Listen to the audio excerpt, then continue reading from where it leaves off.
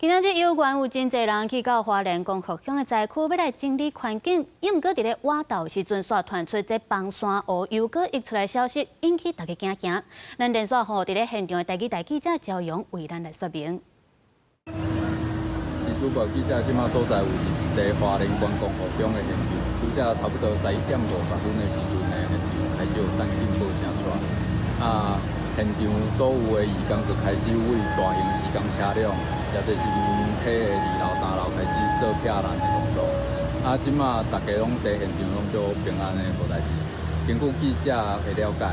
即届的警报是因为地沟河川署因地顶面有地山顶做引流的动作，目前是对平地者是无危害。嘛提起即马要过来花莲。光复乡遮做义工的朋友做提醒哦，即摆义工非常的多，所以过来时阵一定要注意家己的安全。好，对这画面当中呢，当看到